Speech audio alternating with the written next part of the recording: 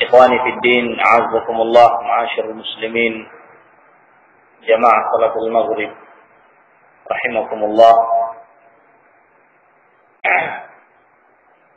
Dengan izin Allah Subhanahu wa taala, pada malam yang berbahagia ini kita akan kembali melanjutkan keterangan Syekh Abdul Muhsin Al-Abbad hafizahullah taala, masih di dalam menyebutkan adillah,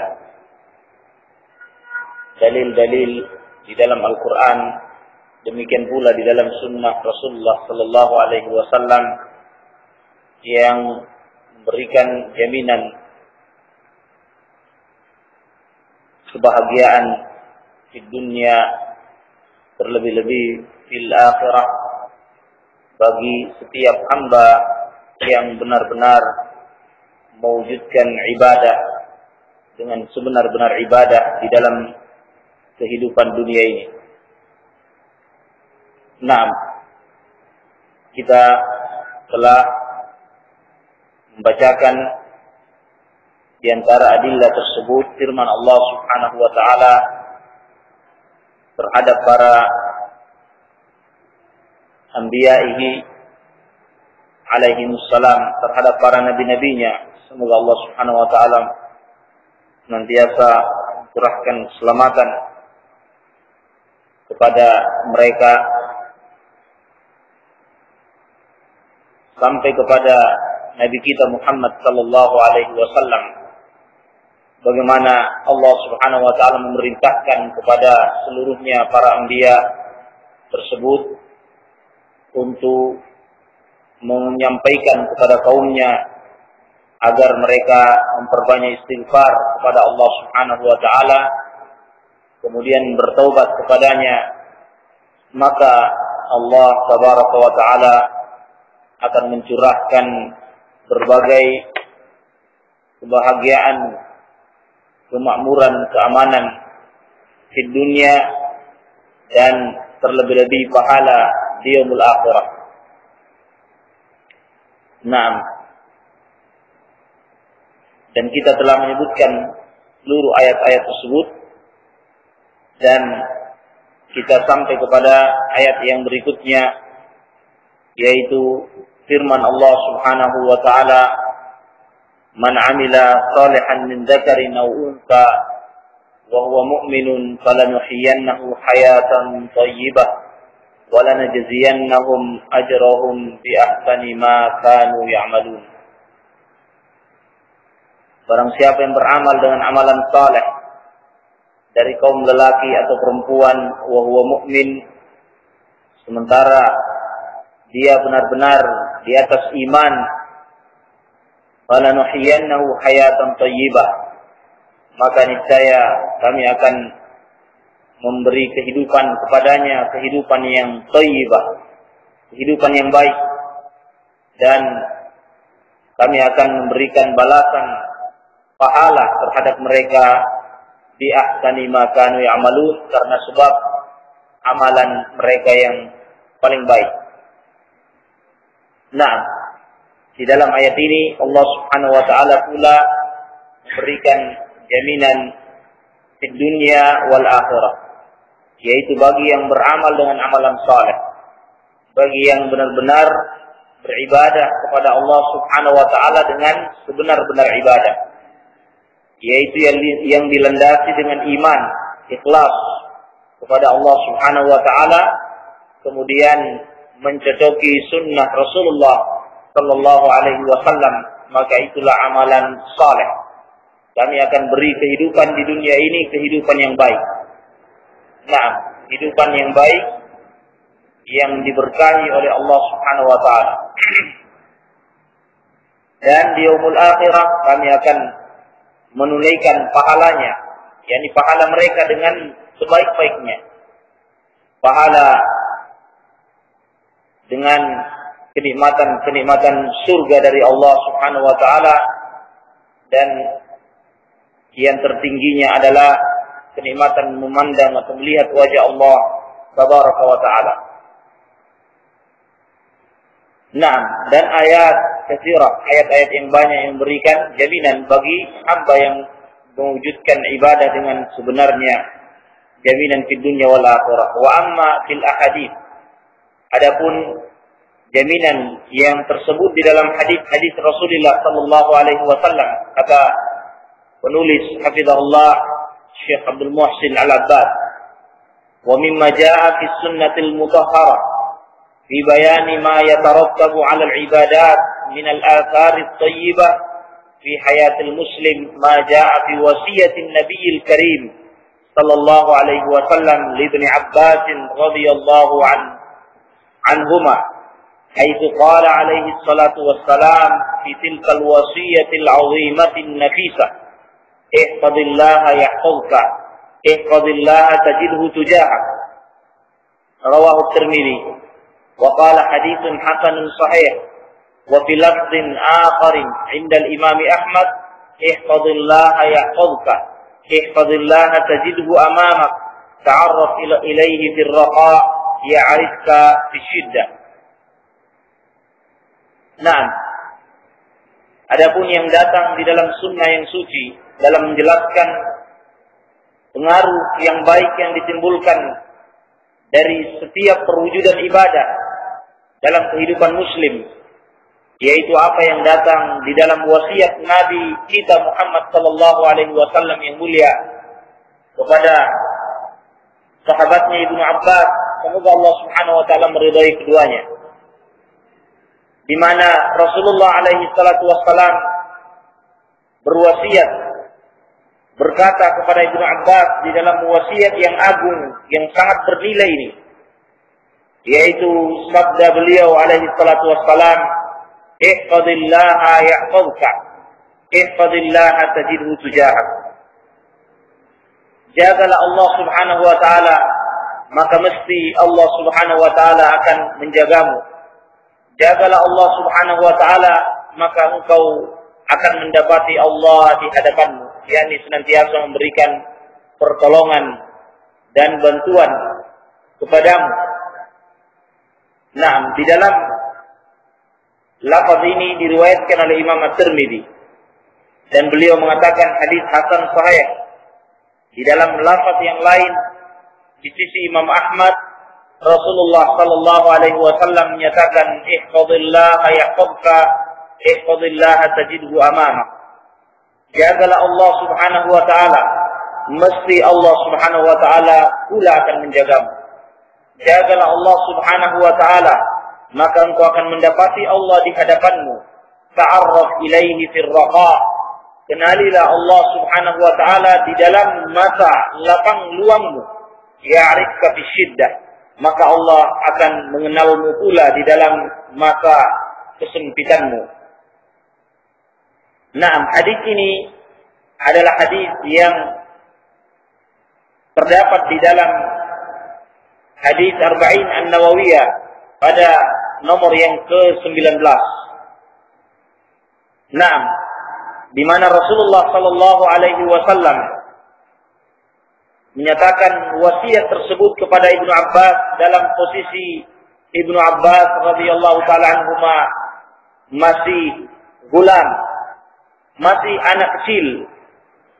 Naam, di dalam awal sabda beliau, ya gulam inni u'allimuka kalimatin ihfazillaha yahfazka. Wahai anak kecil, aku akan mengajarkan kepadamu beberapa kalimat, maka jagalah Allah Subhanahu wa taala, mesti Allah Subhanahu wa taala akan menjagamu pula. Ta'arraf ila Allah fil raha, kenalilah Allah Subhanahu wa taala di masa lapangmu, di masa kemudahanmu, maka mesti Allah Subhanahu wa taala akan mengenalimu di masa sempitmu. Naam. Wasiat ini adalah wasiat yang panjang dari Rasulullah sallallahu alaihi wasallam yang di sini disebutkan secara singkat oleh beliau hafizahullah. Naam, yang menunjukkan pertama bahwasanya sahabat Ibnu Abbas memiliki keutamaan di sisi Rasulullah sallallahu alaihi wasallam. Naam, di mana beliau memberikan wasiat pada posisi beliau masih kecil, masih gulam, belum mencapai umur baligh. Nah, ini merupakan keutamaan pada diri beliau radhiyallahu anhu. Nah, dan cukuplah hal tersebut merupakan keutamaan pada beliau di dalam sabda-sabda Rasulullah sallallahu alaihi wasallam yang lainnya yang menunjukkan keutamaan pada diri Ibnu Abbas hingga beliau mencapai umur dewasa. Nah, bahkan hingga Rasulullah meninggal dunia dan dikenal oleh para sahabat-sahabat yang lainnya. Nah, di antara sabda Rasulullah sallallahu alaihi wasallam yang menunjukkan keutamaan Ibnu Abbas, beliau mendoakan beliau, Allahumma faqihhu fid din wa 'allimhu ta'wil. Ya Allah, faqihkanlah Ibnu Abbas di dalam agama ini dan ajarkanlah padanya ta'wil, yakni tafsir. Demikian pula sabda Rasulullah sallallahu alaihi wasallam mendoakan kepada diri Ibnu Abbas, yaitu semoga Allah memberikan kepadamu hikmah. Naam, hikmah yakni al-ilm, ilmu, dan menempatkan sesuatu pada tempatnya. Nah, demikian pula disebutkan di dalam sebagian riwayat keutamaan dari Ibnu Abbas radhiyallahu taala anhu, beliau adalah pernah melihat Jibril alaihi salam marratain, 2 kali. Nah, demikian pula beliau digelari dengan Habrul Ummah atau Bahrul Ummah, yaitu tintanya umat ini atau lautannya umat ini, yakni menunjukkan kedalaman, ketinggian ilmu beliau Ibnu Abbas radhiyallahu taala anhuma, sehingga di masa kecilnya Rasulullah sallallahu alaihi wasallam sudah memberikan wasiat menunjukkan kepercayaan beliau kepada diri Ibnu Abbas radhiyallahu taala anhuma. Nah, di dalam wasiat ini Rasulullah alaihi salatu wassalam mengawali dengan kata ya gulam, wahai sang anak kecil. Nah, di sini menunjukkan sunnahnya untuk kita mengucapkan kata-kata ya sebagai bentuk tanbih, sebagai bentuk peringatan atau mengambil perhatian seseorang yang hendak kita berikan wasiat dengan kata-kata ya gulam, ya walad, ya fulan, wahai seseorang, wahai anak kecil dan selainnya, dengan memulai kata-kata ya, agar orang tersebut dapat mengambil perhatian dengan wasiat yang akan kita sampaikan. Demikian Rasulullah sallallahu alaihi wasallam mengucapkan ya gulam, sesungguhnya aku akan mengajarkan kepadamu beberapa kalimat, yaitu yang pertama, ihfazillah yahfazka, jagalah Allah subhanahu wa ta'ala, Allah mesti akan menjagamu. Di sini Allah memberikan jaminan.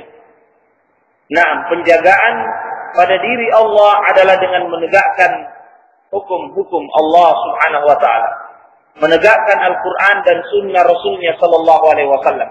Ini makna ihfazillah, menjaga Allah tabaraka wa ta'ala,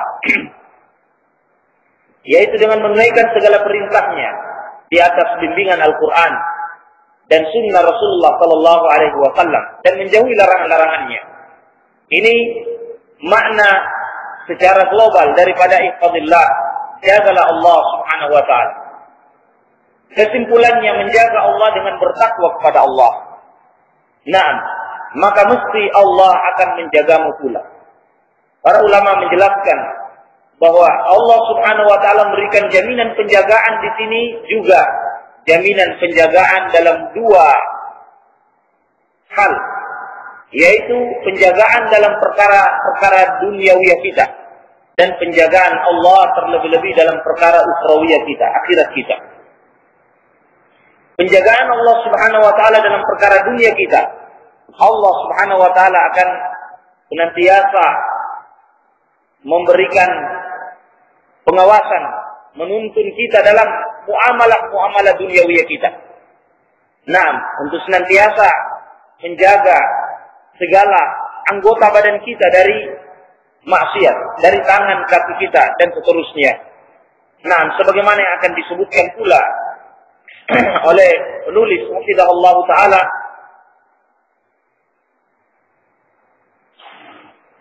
Nah, atau sebagaimana yang disebutkan oleh para ulama kita di dalam hadis yang sangat ma'ruf yang diriwayatkan oleh Imam Bukhari dan Muslim rahimahullah dalam haditsul qudsi, di mana Allah Subhanahu wa taala memberikan penjagaan kepada hambanya yang menjaga Allah dengan takwa, dengan bertakwa kepadanya, yaitu Allah senantiasa menuntun dari seluruh anggota badannya.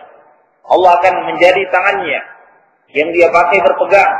Allah akan menjadi kakinya yang dia pakai berjalan. Allah akan menjadi pandangannya yang dia pakai memandang. Allah akan menjadi pendengarannya yang dia pakai mendengar. Sebabnya karena dia menjaga Allah dengan takwa, yaitu menegakkan segala yang wajib-wajib dan menambah dengan yang sunnah-sunnah hingga dicintai oleh Allah Subhanahu wa taala. Maka ini adalah penjagaan Allah. Nah, penjagaan Allah Subhanahu wa taala. Wa ma taqarraba ilayya 'abdi bi syai'in ahabbu ilayya mimma aftaratuhu alayhi. Wa la yazalu 'abdi yataqarrabu ilayya bin nawafil hatta uhibbah. Fa idza ahbabtuhu kuntu sam'ahu alladhi yasma'u bihi wa basarahu alladhi yubsiru bihi wa yadahu allati yabtishu biha wa rijlahu alladhi yamshi biha wa la in sa'alani la'u'tiyanna wa la in ista'adani la'u'idanna. Naam, hadis qudsi ini Allah Subhanahu wa taala menyatakan, tidaklah seorang hambaku mendekatkan diri kepadaku dengan sesuatu yang aku sangat cinta, yaitu ketika hamba menegakkan yang wajib-wajib, yang aku wajibkan padanya. Kemudian Allah katakan, wala yazalu 'abdi yataqarrabu ilayya bin nawafil, dan senantiasa hambaku mendekatkan diri kepadaku dengan yang sunnah-sunnah, yakni setelah yang wajib ditambah dengan yang sunnah-sunnah, hatta uhibbah, hingga aku mencintainya. Dan apabila aku mencintainya, kata Allah, aku akan menjadi anggota badannya yang dia pakai, menjadi pendengarannya, menjadi pandangannya, menjadi pegangannya, menjadi jalannya. Dan jika dia meminta kepada Allah, akan dikabulkan oleh Allah. Dan jika dia berlindung kepada Allah, Allah akan melindungi. Naam, semua ini adalah jaminan di dalam umur ad-dunyawiyah. Dalam perkara dunianya hamba tersebut, muamalah dunyawiyahnya dijaga oleh Allah Subhanahu wa taala. Terlebih-lebih dalam perkara ukhrawiyah. Dalam perkara ukhrawiyah, naam, juga dijaga oleh Allah Subhanahu wa taala. Yakni dijaga dari segala syubhat yang terutama. Naam, dijaga oleh Allah Subhanahu wa taala dari penyamaran-penyamaran ilmu, pengkaburan-pengkaburan ilmu, sehingga dia terjaga dari kesesatan. Naam, terjaga pula dari syahwat, dijaga oleh Allah Subhanahu wa taala dari ma'asi. Naam, juga terkandung di dalam hadis yang telah kita sebutkan. Naam, dalam haditsul qudsi, penjagaan di dunia wal akhirah. Sebagaimana dalam hadis ini, yahfazka, Allah menjagamu, yakni Allah menjagamu di dunia wal akhirah.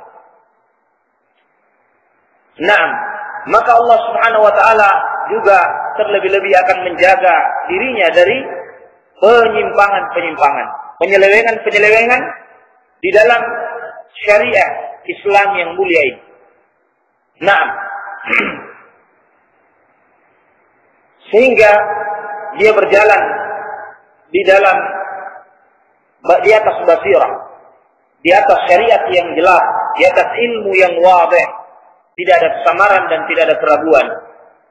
Nah, ini jaminan Allah Subhanahu wa taala di dalam hadis atau wasiat kepada Ibnu Abbas radhiyallahu taala anhuma, ihfazillaha yahfazka. Nah, kemudian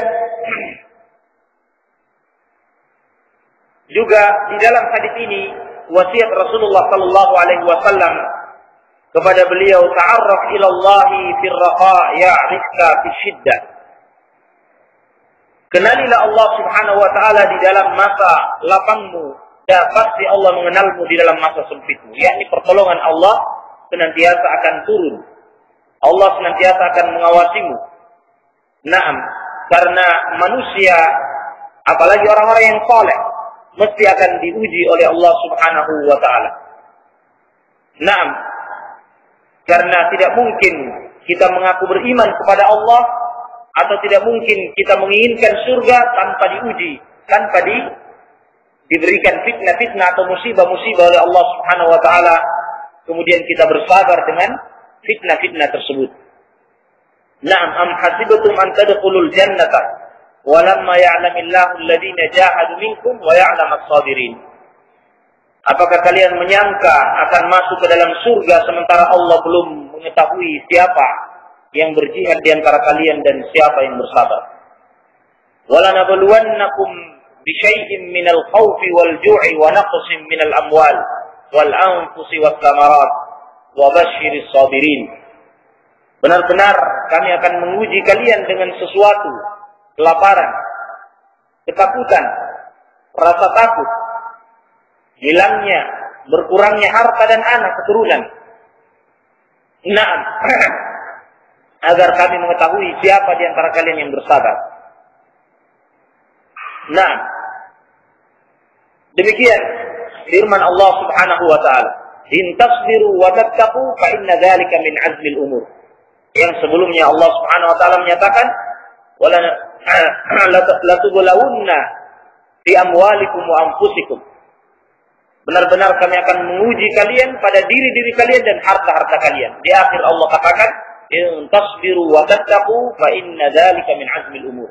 Jika engkau bersabar dan bertakwa kepada Allah Subhanahu wa taala, yang demikian itulah seteguh-teguh perkara. Nah, ayat katsirah yang menunjukkan bahwa hamba yang saleh mesti akan diuji oleh Allah dengan masaib, dengan musibah-musibah dan dengan fitnah-fitnah, agar Allah mengetahui siapa yang berjihad dan siapa yang bersabar, bertakwa kepada Allah Subhanahu wa taala. Maka ketika seorang hamba benar-benar mengenal Allah, bertakwa kepada Allah di dalam masa lapangnya, dalam masa kemudahannya, tatkala dia menghadapi musibah, cobaan, Allah selalu akan menolongnya. Allah selalu mengenalnya, yakni menolong dia di dalam masa fitnah, dalam masa musibah kesempitan tersebut. Nah, oleh karena itu, dalam wasiat ini, lanjutan wasiat ini, Rasulullah mengatakan, wa'alam annal farad ma'al farad wa anna ma'al usri yusra. Nah, dan juga wa anna nasr ma'al sabr. Wasiat Rasulullah sallallahu alaihi wasallam bahwa bersama dengan masa kelapangan itu, bersamanya dengan masa kesempitan itu, bersamanya dengan kelapangan. Kesabaran bersamanya dengan pertolongan. Dan kesempitan bersamanya dengan kesulitan, bersamanya dengan kemudahan. Ini wasiat Rasulullah alaihi wasallam. Artinya, ketika di masa-masa lowong, di masa-masa lapang, di masa senang, kita bertakwa kepada Allah. Di masa susah, di masa sempit, Allah Subhanahu wa taala akan mengenal kita dan menolong kita. Nah, dan tentunya pertolongan Allah ini sangat terkait dengan sabar, sebagaimana pada ayat-ayat yang telah disebutkan dan pada wasiat ini, wa anna an-nasr ma'as sabr, bahwasanya pertolongan Allah itu bersama dengan kesabaran. Artinya tidak mungkin Allah akan menolong kalau kita tidak bersabar dengan masaib, dengan fitan, dengan musibah-musibah dan fitnah-fitnah yang akan menimpa diri kita, yang menimpa diri kita. Nah, ini jaminan dari Allah Subhanahu wa taala dan Rasulnya sallallahu alaihi wasallam. Naam. Oleh karena itu, ikhwani fi din azzakumullah, di sini beliau menukilkan pada kita hal yang menguatkan sabda Rasulullah sallallahu alaihi wasallam ini, yaitu jaminan Allah Subhanahu wa taala, yaitu kita 3 orang yang terjerembab di dalam gua. Nah, yang dalil ini menunjukkan bahwa pertolongan Allah itu bersama dengan orang-orang yang bertakwa kepada Allah bersabar, na'am, dan beramal saleh. Dan beramal saleh artinya amalan saleh ini akan memberikan jalan keluar. Dan amalan saleh akan memberikan ancaman, justru semakin menyempitkan posisi orang tersebut dengan amalan-amalan kejelekannya. Nah, di sini dalam hadis atau kisah Bani Israel, 3 orang yang terjerembab di dalam gua ini, mengapa Allah Subhanahu wa taala, apa sebabnya Allah Subhanahu wa taala menyelamatkan seluruhnya dan mereka mampu keluar dari mulut gua tersebut? Karena sebab amalan-amalan soleh, yaitu yang satu, berdoa kepada Allah, bertawassul dengan amalan solehnya, mengingat bahwasanya dia pernah, yang satu, pernah berbuat baik, berbakti pada kedua orang tuanya. Nah, sampai pergi ke hutan mencari makanan untuk orang tuanya sebagai bentuk wujud bakti, birrul walidain, dan sangat menjauhi kedurhakaan pada kedua orang tuanya.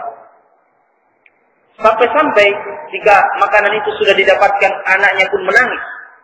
Dia tidak memberikan karena orang tuanya sedang tidur, tunggu sampai bangun lalu makanan itu diberikan. Ini sebagai bentuk amalan soleh. Dia teringat dengan amalan solehnya ini, lalu dia berdoa kepada Allah. Allah mengabulkan, batu yang menutup pintu goa itu bergerak, tapi belum bisa keluar. Yang orang yang kedua juga demikian, bertawassul dengan amalan solehnya, yaitu dia pernah hendak melakukan zina, berzina. Nah, tinggallah timba masuk ke dalam sumur.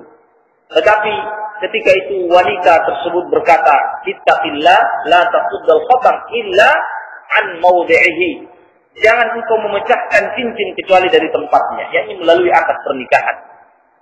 Kemudian orang itu langsung takut kepada Allah, meninggalkan wanita itu.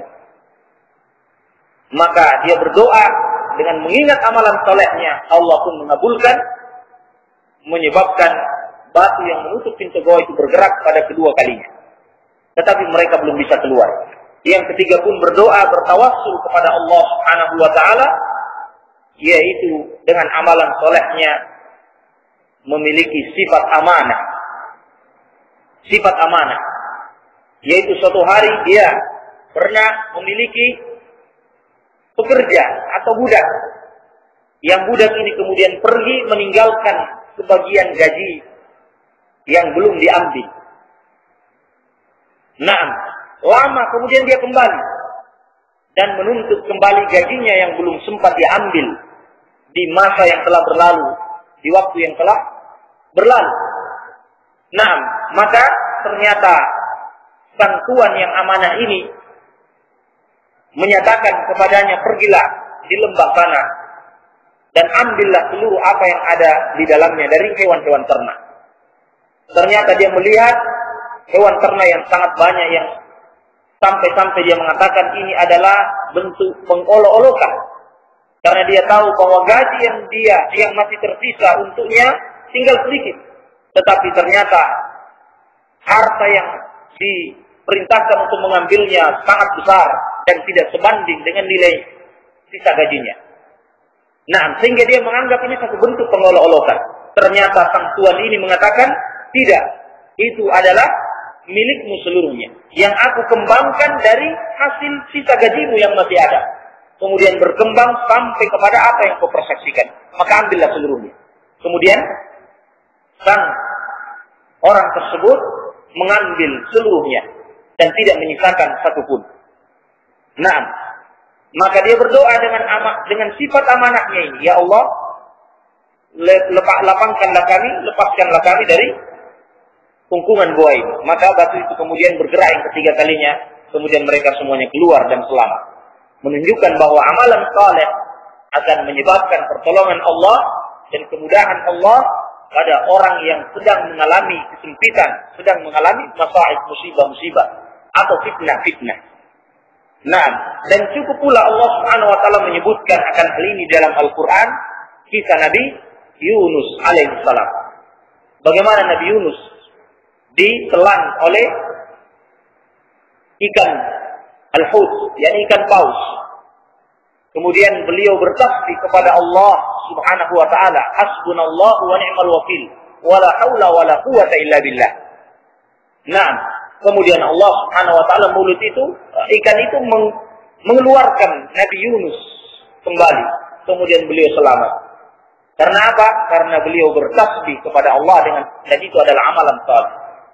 Walaula annahu kana minal musabbihin lalabitha fi batnihi ila yaumi yub'atsun.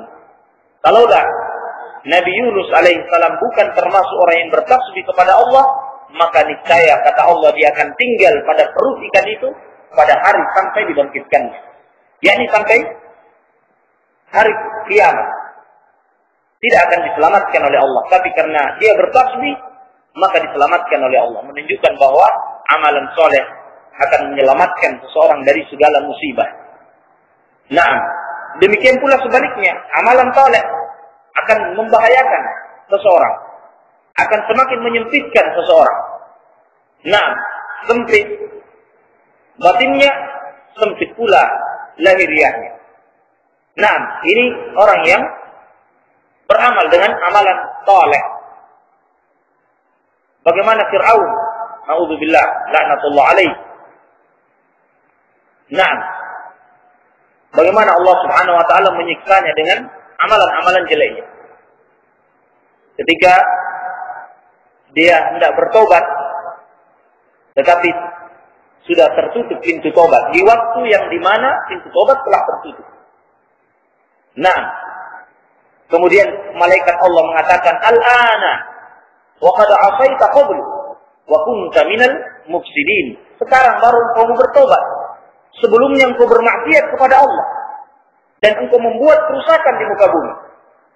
Nah, lalu Allah menenggelamkannya di Laut Merah. Setelah Allah membelah, Fir'aun masuk di tengah belahan lautan itu bersama dengan tentaranya, lalu Allah tutup lautan tersebut. Musibah, kesempitan. Nah, Allah berikan kepada Fir'aun dan tentaranya karena sebab amalan-amalan jeleknya, maksiatnya kepada Allah Subhanahu wa taala dan kerusakan yang dia lakukan di muka bumi. Nah, demikian ikhwani fillah azzakumullah yang menunjukkan wasiat Rasulullah sallallahu alaihi wasallam ini kepada sahabat Ibnu Abbas. Di antara kandungannya adalah bahwa amalan soleh akan memberikan jaminan keselamatan kelapangan dan amalan soleh akan memberikan kesempitan, kesengsaraan di dunia wa fil akhirah. Nah, dan juga di antara kandungan wasiat Rasulullah sallallahu alaihi wasallam kepada sahabat Ibnu Abbas radhiyallahu taala anhuma,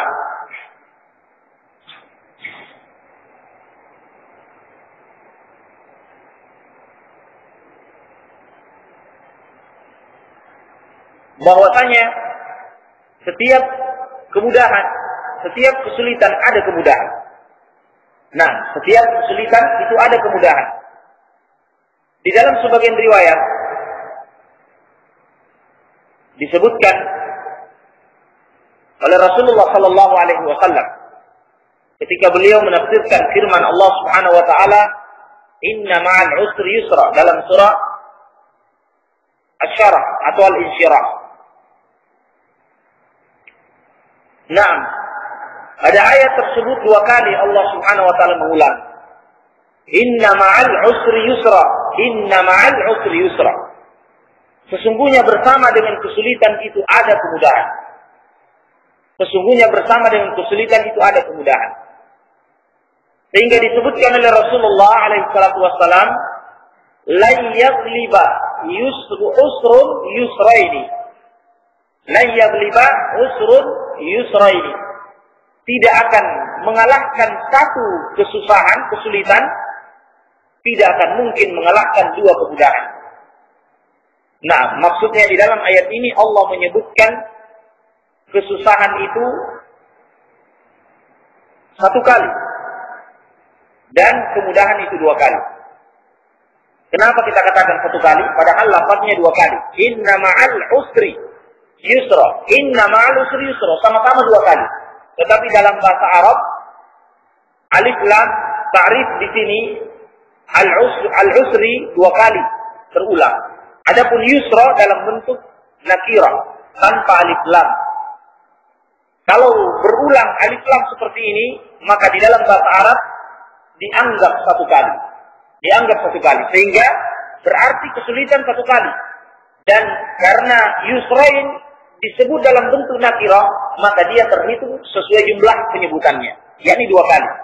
Sehingga Rasulullah mengatakan, la yaghliba usrun yusraini. 1 kesulitan tidak akan mengalahkan 2 kemudahan. Karena Allah menyebutkan 2 kemudahan, 1 kesulitan. Apa maksudnya?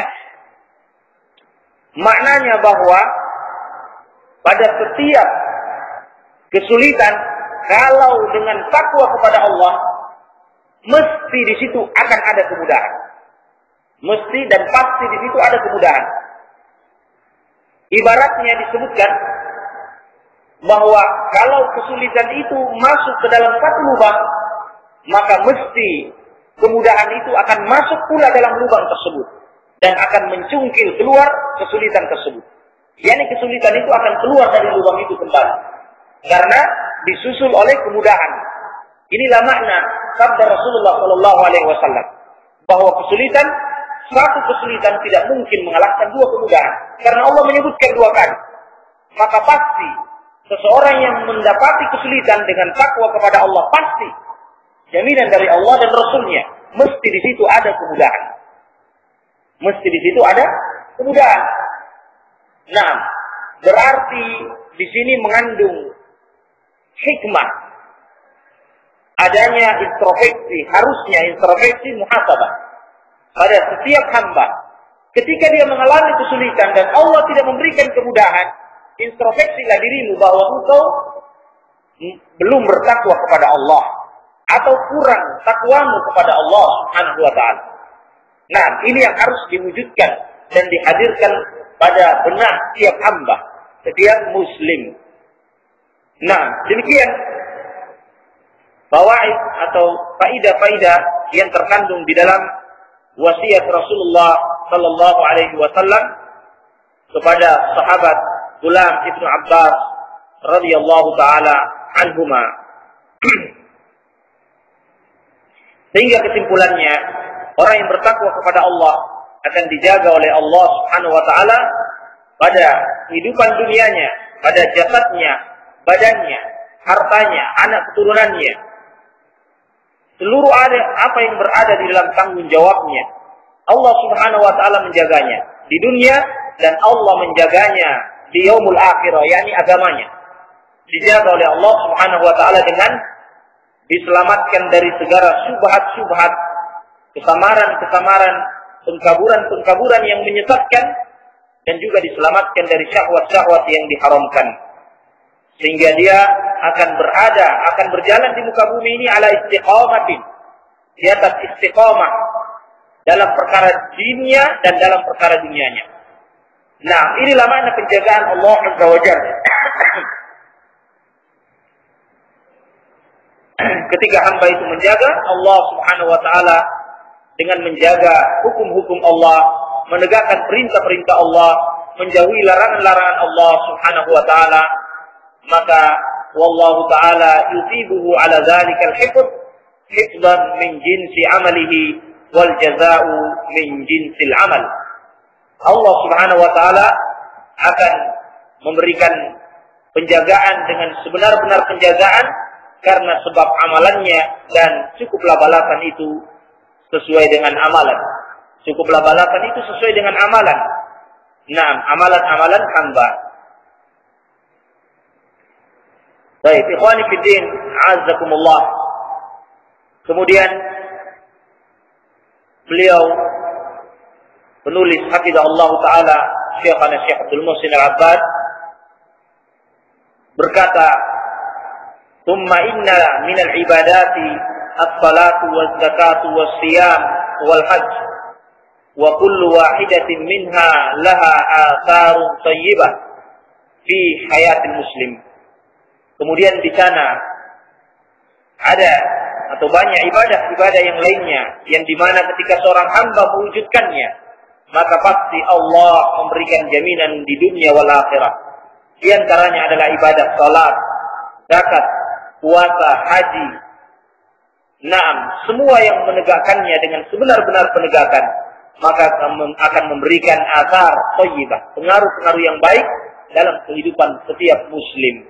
Lalu kemudian beliau hafizahullah menjelaskan secara singkat masing-masing dari perkara salat, zakat, as-siyam dan haji yang kita akan sampaikan insyaallah taala pada pertemuan selanjutnya. Barakallahu fikum, dan semoga bermanfaat untuk diri saya sendiri secara khusus dan kepada antum sekalian secara umum. Subhanakallahumma bihamdik asyhadu an la ilaha illa anta astaghfiruka wa atubu ilaik. Akhiru da'wana alhamdulillahi rabbil alamin. Kalau masih tersisa waktu untuk salat Isya, saya persilakan yang punya pertanyaan falyatafadhal.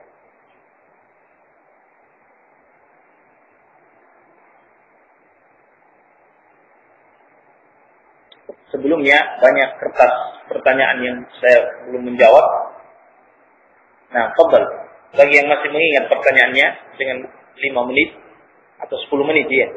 Sekarang pas jam 7. Tafadhal.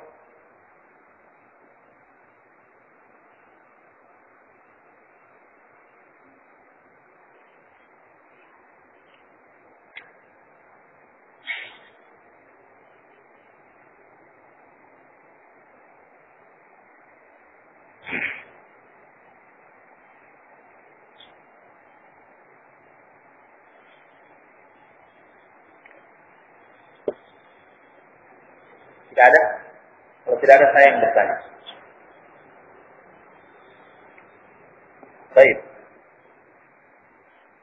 Baru kita menyebutkan kisah Bani Israel yang terjerembab di dalam gua dari 3 orang saleh.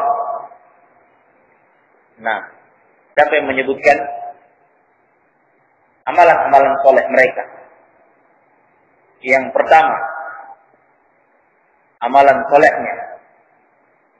Fadal ya Abu Mu'ad anta Imran. Apa itu amalan solehnya yang pertama?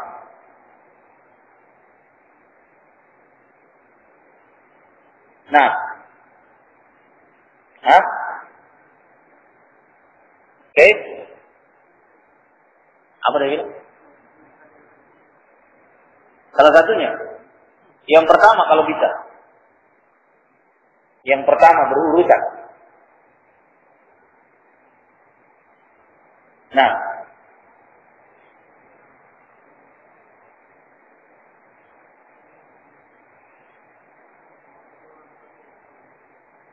Ahsan tabarakallahu fiik.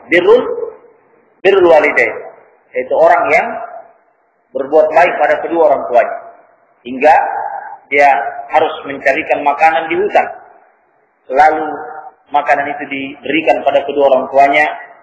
Sampai-sampai anaknya merengek-rengek menangis. Tidak diberikan karena menunggu bangun tidurnya dari orang tuanya yang sedang tidur. Bangunnya dari tidur. Nah, yang kedua. Amalan saleh yang kedua. Nah. Man huwa? Tafadhal, akhuna. Yalla, Imran kedua. Nah.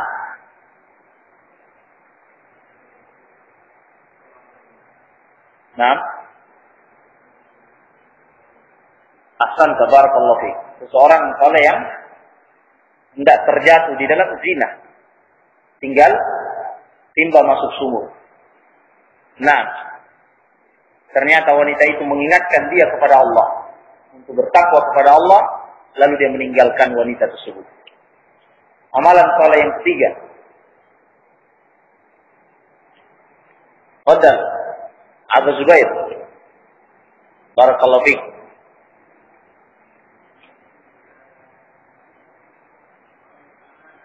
Nah, seorang yang amanah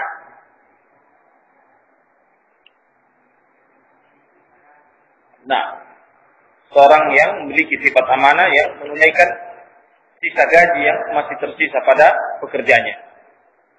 Nah, sampai dia berikan seluruhnya dari sisa gaji tersebut yang dia kembangkan hingga mencapai harta yang sangat besar, sehingga kemudian dia berikan seluruhnya, karena itu adalah hak dari orang tersebut.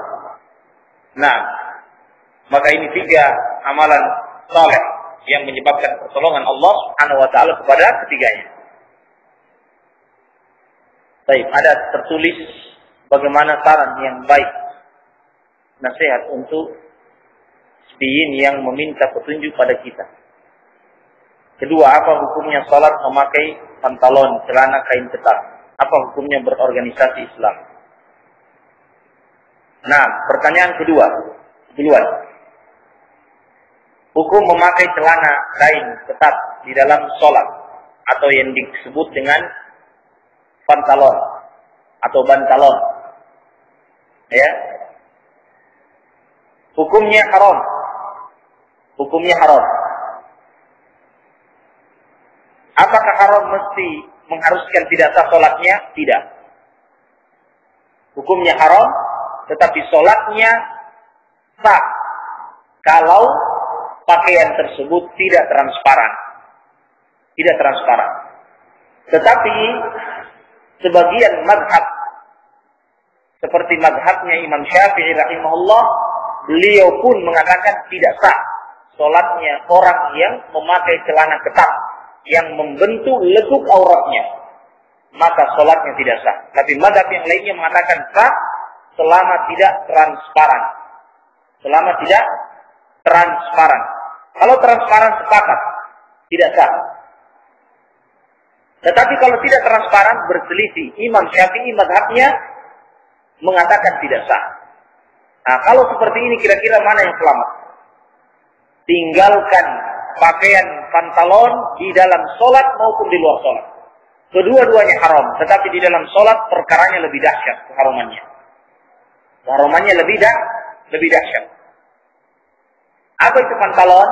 Yaitu kalau kita pakaian yang ada resletingnya, itu mesti pantalon, mesti kecil. Karena tidak mungkin kalau lebar dia pakai res. Paham ya? Kalau lebar tidak mungkin. Apa manfaatnya itu resleting? Kalau pakaiannya lebar, luas, tidak perlu langsung dibuka begini masuk.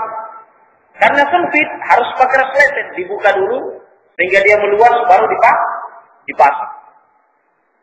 Itu yang pertama. Yang kedua, tentang resleting ini perlu ditinjau. Nah, jangan sampai mengandung tasyabbuh. Sekalipun luas, tapi kalau memakai resleting perlu ditinjau keterangan para ulama. Apakah ini bentuk tasyabbuh? Mengkhawatirkan ada bentuk penyerupaan kepada orang kufar. Karena pakaiannya Rasulullah, para sahabat, kaum muslimin, tidak ada yang pakai resleting. Maka di dalam berpakaian ini juga ada adab-adabnya di dalam Islam. Kalau kita cinta kepada Rasulullah, sebagaimana sahabat, warna sendalnya saja dicontoh Rasulullah. Karena saking cintanya, maka contohlah Rasulullah di dalam berpakaiannya. Ini namanya sunnah jibiliyah. Ya, contoh Rasulullah dalam berpakaian, dalam bergamis, berjubah, jangan pakai pantalon. Apalagi di dalam sholat. Apalagi kalau dai. Kalau dai pakai seperti ini perlu dipertanyakan dai-nya. Ya. Nah, kemungkinannya karena dalam rangka mencari pengikut. Sehingga dia harus memakai celana begitu karena kalau pakai jubah nanti terlalu norak. Nah, dalam rangka menyesuaikan diri ya pada tempat-tempat tertentu, biar tertentu harus pakai pantalon. Nah, ini tidak benar. Karena ulama mengharamkannya di luar maupun di dalam, terlebih-lebih di dalam sholat lebih dahsyat keharumannya. Baik, maka hukumnya haram, tetapi sholatnya diperselisihkan. Ya, jangan berjiwa doib, lemah. mencari-cari dalil yang mengatakan makruh. Nah, menukil fatwanya Lajnah Daimah, ya, yang dinukil oleh Masyhur Hasan Salman di dalam kitabnya Al-Qaulul Mubin fi Aqdail Musalli, bahwa ada sebagian ulama mengatakan makruh. Akhirnya dia pakai dengan berdalil bahwa ini hanya makruh. Subhanallah, ahlu sunnah yang baik, kalau makruh itu ditinggalkan, karena makruh artinya dibenci. Ditinggalkan. Lawannya sunnah yang dicintai. Tinggalkan yang makruh. Kalau seandainya itu makruh. Nah, sudah makruh, diakui makruh, dilakukan. Ini apa namanya? Sunni dai yang kurang baik. Iya. Yang baik adalah makruh ditinggalkan, yang sunnah dilakukan. Itu kalau seandainya pendapatmu lebih kuat makruh, tapi ternyata lebih kuat, yaitu yang menyatakan haramnya. Jelas. Karena membentuk aurat. Coba sujud membentuk kedua apa bahasa Indonesia? Flare-nya, biji kolotnya itu, ya, terbentuk. Belum lagi bisa terbentuk kemaluannya. Kalau sujud dalam posisi dia sujud kepada Allah, posisi yang paling mulia, bersamaan dengan itu dia bermaksiat kepada Allah, yaitu membentuk kemaluannya. La ilaha illallah. Padahal Allah mengatakan, "Khudu zinatakum inda kulli masjid." Ambillah perhiasanmu yang paling baik ketika engkau mendatangi masjid, yakni untuk sholat. Ambil yang paling baik. Maka perhiasan yang paling baik adalah pakaian yang tidak membentuk aurat, pakaian yang dicintai oleh Rasulullah, yang disunnahkan oleh Rasulullah Sallallahu Alaihi Wasallam, yang tidak mengandung penyerupaan dengan orang kafir, tidak membentuk lekat-lekuk tubuh. Nah, ini pakaian yang paling, perhiasan yang paling baik yang Allah Subhanahu wa taala firmankan di dalam Al-Qur'an. Baik, kemudian pertanyaan ketiga, apa hukumnya berorganisasi Islam? Organisasi perkara yang mubah, yang halal. Nah, kalau ada yang mengatakan haram secara mutlak tanpa merinci, ini orang yang keliru. Nah, dan tidak memiliki kaidah yang kuat di dalam memberikan jawaban. Karena organisasi adalah perkara yang mubah, muamalah sesama manusia, aktivitas sesama manusia yang dibolehkan selama tidak mengandung unsur-unsur keharaman di dalamnya.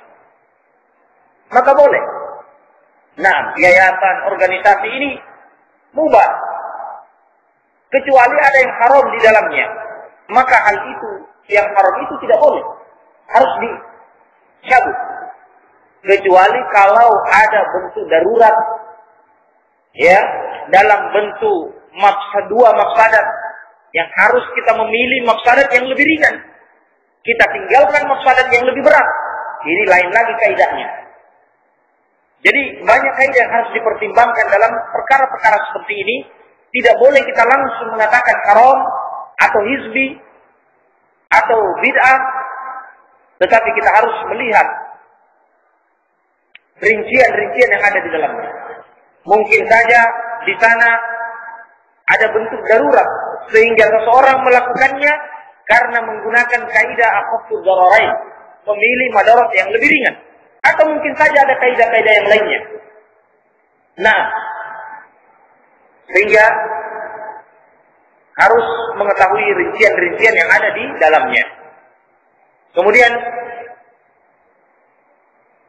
nah, kalau seseorang pelaku bid'ah atau hizbi meminta nasihat, ini adalah kesempatan yang baik untuk kita berikan nasihat. Nah, kita berikan nasihat. Bahaya-bahayanya, pentingnya menegakkan sunnah Rasulullah, dan bahayanya menyelisih sunnah Rasulullah, melakukan bid'ah. Bahayanya berkumpul, berijtimah di atas bentuk-bentuk bid'iyah. Nah, di atas perkara-perkara bid'ah yang menyelisih syariat, ini berbahaya. Kita sebutkan bahaya-bahayanya. Seperti pemilu misalnya, demokrasi. Kita sebutkan bahaya-bahayanya yang insya Allah pada buletin Jumat yang akan datang ini kita akan menjelaskan. Kita sebutkan, kita nukil ya, ucapan para ulama, madorotnya pemilu, bentuk demokrasi yang antum bisa baca nanti pada buletin al-ilmu pada Jumat yang akan datang ini, insyaallah taala. Nah, kita jelaskan bahwasanya berkumpul dalam perkara-perkara bid'iyah seperti ini, hizbiyah, ini berbahaya. Nah, madorot, sehingga kita menasihatinya, kemudian dia bertobat kepada Allah Subhanahu wa taala. Apakah sholat tanpa memakai songkok mengurangi amalan sholat? Bagaimana hukumnya sholat kemudian ia astagfirullah? Bagaimana hukumnya sholat kemudian ia menggulung-gulung celana atau bajunya? Nah, secara singkat jawabannya bahwa memakai songkok adalah sunnah. Di luar sholat, mau lebih-lebih di dalam sholat. Memakai kopiah songkok di luar sholat, lebih-lebih di dalam sholat sunnah. Nah, sunnahnya Rasulullah dan para sahabat. Sampai dalam perkara jihad, mereka tidak meninggalkan kopiah songkok. Dalam pergi menguburkan, mereka pun memakai kopiah songkok. Dalam muamalahnya, berdagang, mereka pakai kopiah. Lebih-lebih di dalam sholat. Maka ini nasihat kepada ikhwah yang bermudah-mudah meninggalkan songkok. Biasanya dalam rangka juga adaptasi, penyesuaian diri. Apalagi yang kuliah-kuliah. Nah, mungkin kalau di teman-teman akhwatnya kurang bergengsi penampilannya, kalau pakai songkok, di akhirnya dilepaskan songkoknya biar lebih keren. Nah, ini bahaya, bermudah-mudah. Nah, dan ini termasuk godaan syaitan, perlahan-lahan. Jadi hati-hati, tegakkan sunnah Rasulullah di dalam sholat, di luar sholat maupun di dalam sholat. Disebutkan dalam riwayat, ya, sampai para sahabat itu menguburkan karena mengantarkan jenazah kemudian menimbun, ya, itu sampai disebutkan terlepas kopiah mereka, ya, menunjukkan mereka itu berkopiah di luar sholat, lebih-lebih di dalam sholat. Sampai Syekh Albani rahimahullah mengatakan orang yang sengaja tidak berkopiah di dalam sholat makruh. Mengurangi pahala sholatnya, nah, mengurangi pahalanya, karena di antara sunnahnya adalah berkopiah.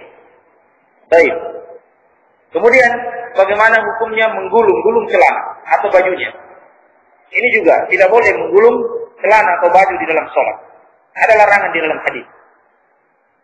Nah, kecuali kalau orang yang isbal, maka dia wajib menggulungnya. Tetapi setelahnya hendaklah dipotong, jangan digulung. Karena menggulung pakaian di dalam sholat ada larangan, baik itu dengan baju atau di bawahnya. Ada larangan menggulung pakaian di dalam sholat dari Rasulullah Shallallahu Alaihi Wasallam. Nah, wallahu taala alam bisawab. Saya mohon maaf karena waktu sudah lewat. Kita akhiri dengan kepada majelis. Subhanakallahumma bihamdik, asyhadu an la ilaha illa anta, astaghfiruka wa atubu ilaik. Assalamualaikum warahmatullahi wabarakatuh.